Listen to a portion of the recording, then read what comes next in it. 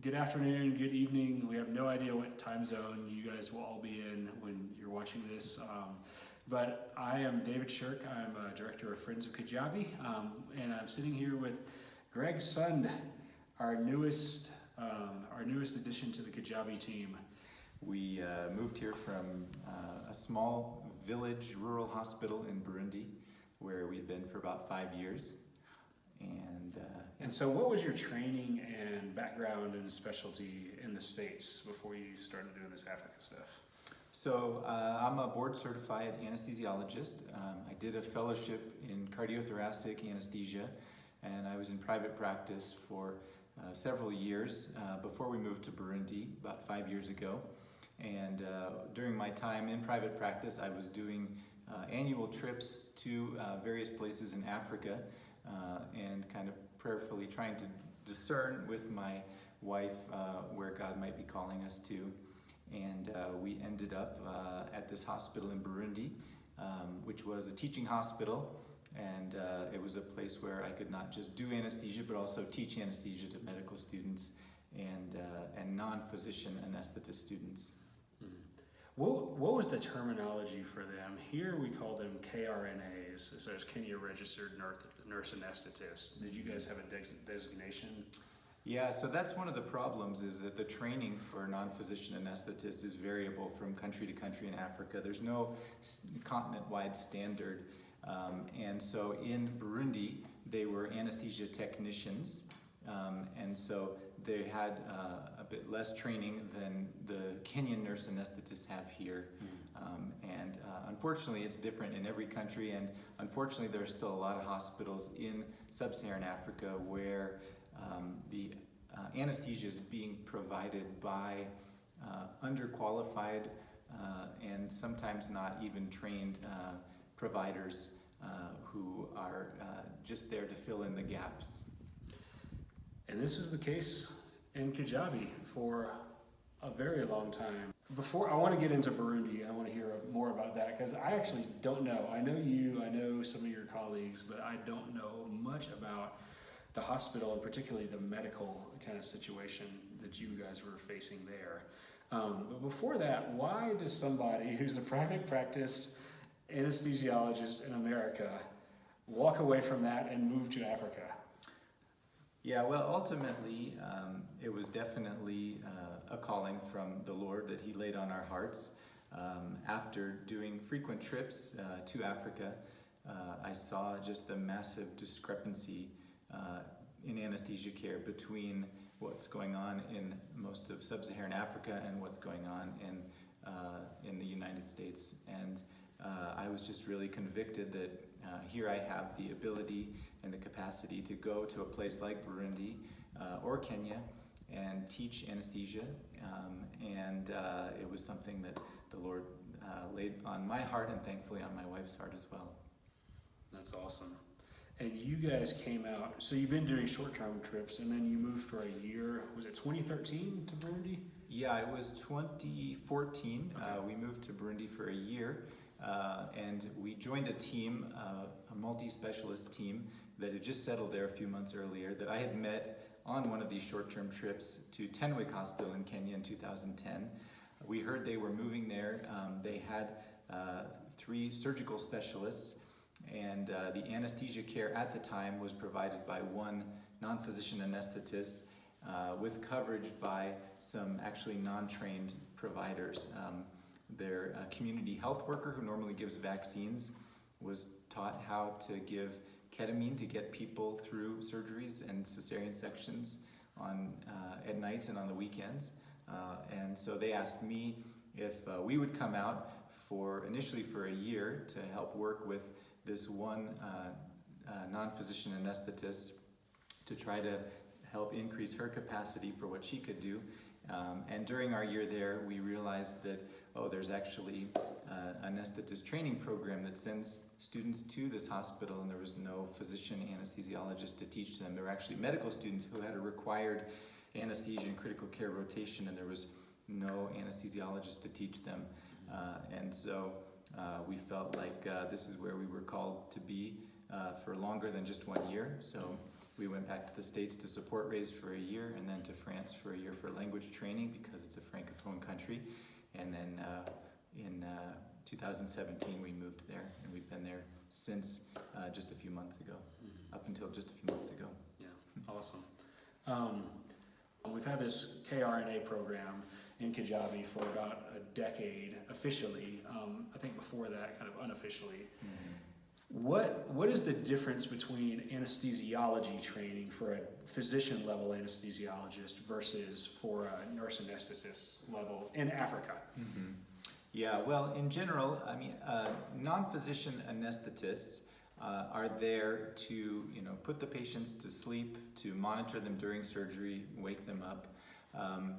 Physician anesthesiologists are there to be basically consultants for more complicated cases, when complications arise at any time during the perioperative period. They are also typically in Africa the ones that will be a lot more involved in intensive care medicine, in postoperative pain management, and also in leading and teaching medical students, anesthetist students, and other healthcare specialists that need some training in anesthesia, critical care, and or resuscitation. What did ICU care look like in Burundi versus what it looks like, somewhere like Kenya? I mean, I know we're behind America, but you still walk in and we've got real ventilators and usually a good oxygen supply. Right. Yeah, I think in the entire country of Burundi there are about 12 ICU ventilators. Unfortunately, none of them are at the hospital that I worked at. Those are all at the main university teaching hospital in the capital city. At our hospital, when we arrived, there was no intensive care unit. During my time there, we made a small step forward by designating 4 surgical beds where we were able to do a little bit more intensive monitoring, nursing surveillance, but it was still a far cry from what you have at Kijabe and what we're used to in the U.S. What do you see if you were to think 5, 10, 15, 20 years out? What would you like to see happen in our region, in East Africa? You can speak to Burundi, or you can, I don't know how familiar you are with other countries, so answer however you want. Yeah, I would say anesthesia care and critical care in general are very variable right now, and there are a lot of places where anesthesia is simply not safe. Mortality under surgery in sub-Saharan Africa in general is twice what it is in the U.S., and so there needs to be a great deal more invested in training non-physician anesthetists, which ultimately needs to be done by physician anesthetists, and that's kind of leading into why we decided to move to Kenya. Awesome. Mark Newton's done some sessions here just on training trainers, and essentially that's the vision, right? You're teaching people who are qualified to teach others, right? Yeah, that's the biblical model from 2 Timothy chapter 2. Teach others who will be able to teach others who will be able to teach others, and so that's a big part of why we moved here. We saw that what we were doing, training non-physician anesthesia providers in Burundi and medical students was good work, and it was important, but it wasn't sustainable in the long term. And so in Burundi, for example, there are only 7 physician anesthesiologists, and I was the only one working outside the capital city. And so that leaves the vast majority of hospitals without an anesthesia consultant, without somebody who can manage critically ill patients in an intensive care setting. And so ultimately, during our time in Burundi, I came to realize that Burundi was not alone. There are a lot of other East African countries where this is the case. And if you look at the numbers, there is a recommendation by the World Federation of Anesthesiologists to have, a minimum of 5 physician anesthesiologists per 100,000 population. And how many people were in Burundi? so the number in Burundi came out to, it was about 0.018, I believe. And it's better in Kenya, but it's still far from 5 per 100,000. And so I just came to realize over our time in Burundi that Sub-Saharan Africa, while it does need more non-physician anesthetists, in order to form and train more non-physician anesthetists, we have to at the same time train physician anesthesiologists. So what does the groundwork look like for building up to this training program starting? There started to be some discussions going on between a small group of us who are anesthesiologists who are missionaries in Africa, probably I would say in 2017, so 3 years ago. And most of us had been exposed to or involved in helping to do some anesthesia training with surgeons under PACS, which is the Pan-African Academy of Christian Surgeons. And so we already had some relational foundation with PACS programs and the leadership of PACS. And as we started talking together as a group about the need to start creating anesthesiology physician and anesthetist training programs, it seemed to us logical to try to partner with PACS. And so last year at the PACS board meeting in Chicago, a group of us went and we presented the idea of starting an initial anesthesiology residency program under the umbrella of PACS to their board. And it was received favorably, and they agreed to allow us to start this initial program in January 2021 here in Kijabe. Awesome. And what has to fall in place for things to kick off in January? Yeah. I assume there's a few things. Yeah. So thankfully, we have now three board certified physician anesthesiologists that will be serving here. Myself, Dr. Roger Barnett, and Dr. Mark Newton. Both of them have been here already previously for several years. So that's the first piece, and we can check that one off. The second piece is we do need funding to support this program. And so to train each resident costs about $25,000 a year per resident. Our plan is to start with 2 residents and build up from there. And so we are currently in the support raising phase of this. How long is the program? Is it 3 years? Yes, so all of our anesthesiology residents will have had to have done a one-year internship. That might be done at Kijabe, it might be done elsewhere. But once they've completed that, it will be 3 years of anesthesia and critical care training. Okay, awesome. Yeah, and then so they'll do that. So that means total of sort of 3 years, so $75,000 per resident to get through the entire program. Okay. Yeah. Awesome. And so once that piece falls into place, the next thing we need to do is recruit our first 2 residents. And so the announcement that we would be starting this program was just sent out about, I think 3 weeks ago. And within a week we had over 100 inquiries, and within a week later we had over 30 applications already submitted. And so we're currently, the Anesthesiology Council under PACS is currently in the process of going through those applications to find who will be our first 2 residents. It's exciting. Yeah. It is really exciting. Really cool. And it's been a dream long coming. And then the other side of this, I assume that these guys will have a service bond, similar to how the surgeons do. So where the surgeons, if they come under PACS, they're obligated to work that same number of years at a Christian mission hospital. Is that the same? Yeah, so that's our plan, and that's the PACS model. And a big reason for that is because typically it is the rural areas that are underserved, both in terms of surgeons and anesthesiologists.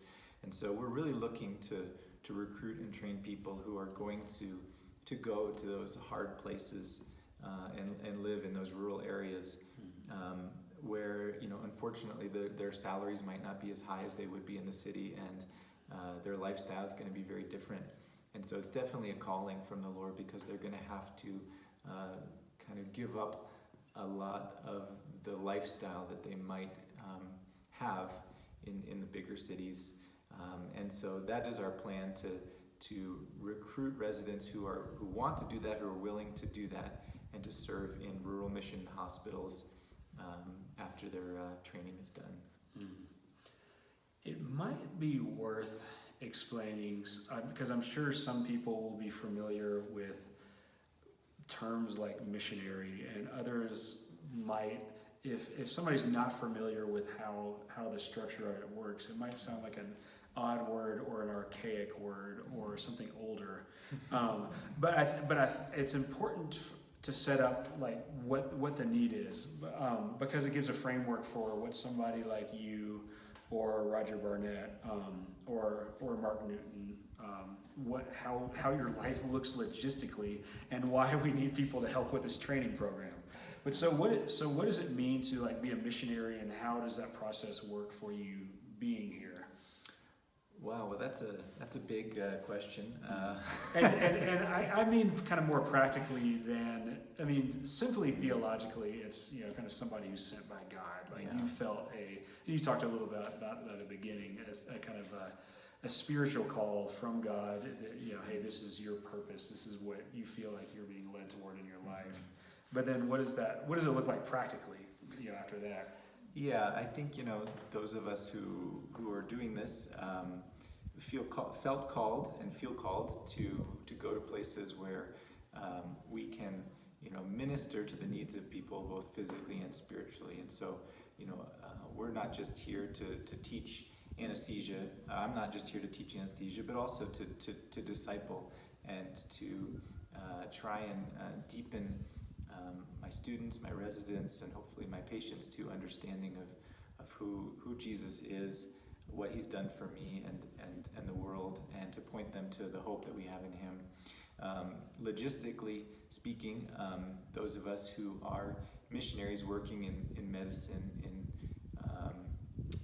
outside of the U.S., typically that means that we give up our U.S. salaries and we have to live off the support of others. So for all of us, we have a team of supporters in the U.S. who give. Some give once a year, some give monthly, to meet all of our the expenses that we have, our living expenses, and that allow us to be here and do this work. So for a lot of us, that's going to be churches in the U.S. or individual families, but that's really the only way that we can be here and continue to do this work. And then that support, that financial support, goes through a mission agency. And so we are here under mission agencies who also care for us, who keep an eye on us, who help us logistically with all the particularities that come with living in rural Africa, which we couldn't be here doing without them either.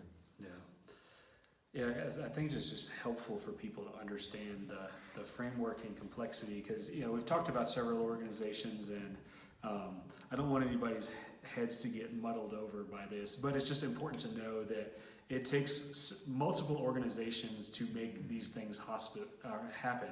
Yeah. So, and they have their different roles. Like your mission agency is Surge, but then we've got PACS, who's kind of the overseeing body for these programs. Then we've got COSEXA, the College of Surgeons of East and Central Africa, who's like the accrediting body for the thing. And then we've got the littlest organization out of all of them is Friends of Kijabe, which is our nonprofit just dedicated to Kijabe Hospital. And you had a great question. Why, David? Why are you doing this? What's your role in this process? And why would funds come to Friends of Kijabe instead of PACS? And the short answer is ultimately they're going to both. But Friends of Kijabe, we kind of have we have connections with people who pass through here over time. And Kijabe Hospital's been around for 100 years. I think 2020, we're just turned 105 in May. And so there's just a deep network of people who care. And ultimately, this is why I think Kijabe's a cool place, is because we get to be part of these training programs that affect not just this one place, but affect the entire region. So for me personally, my role is just to help you guys amplify your message with the people we already have connected.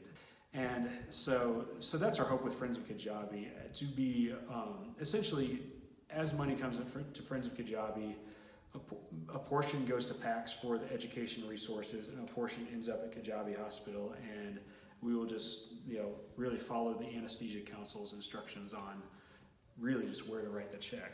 The biggest involvement of Friends of Kijabe, though, is just storytelling and connecting donors and connecting you guys with potential people, and just helping hopefully in that process.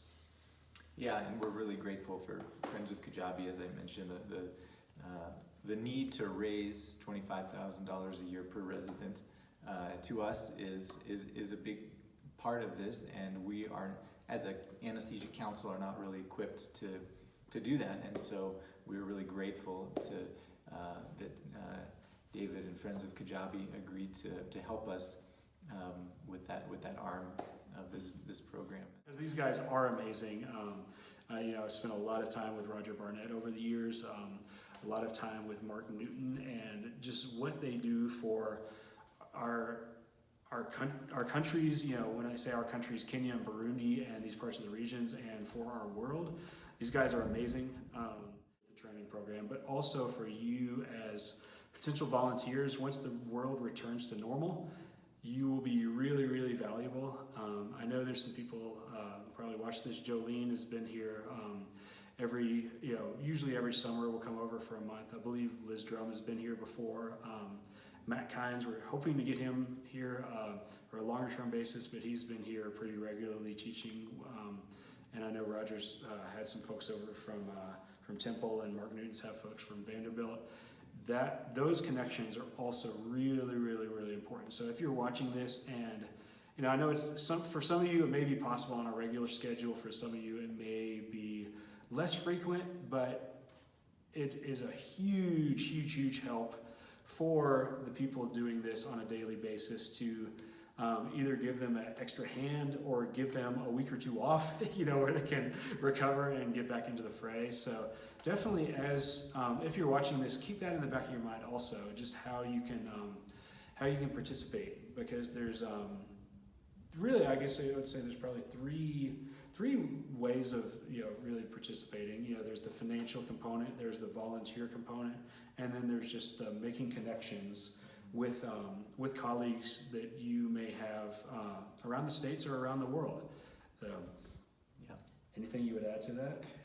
No, I would second everything you just said, and I would encourage any anesthesiologist out there who's watching this to come see for yourself.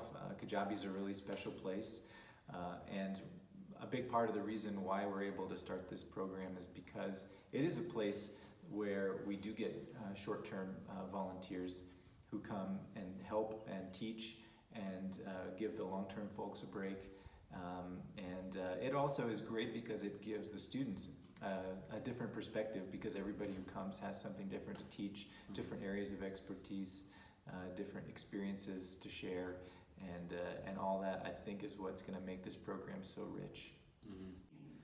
For me, this is really exciting. Because I've come in, my wife Ariana is a pediatric emergency medicine doctor. We've been in Kijabe almost 7 years now. And we came in and we would just hear legends, honestly, about these people who started these programs and how they came to be. So for me, just looking at this is just amazing. This is something that 100 years from now, people are going to look back on and think, wow, this started then in this specific place with these people. Yeah, thank you, David. Appreciate all that. Yeah, Appreciate your time and all your help. Definitely. So it's exciting, and so to all you guys out there who might be watching this, thank you in advance for however you are able to join us and kind of making this dream of just better quality, more accessible, more affordable healthcare reality for people everywhere in the world. So thank you. Thank you.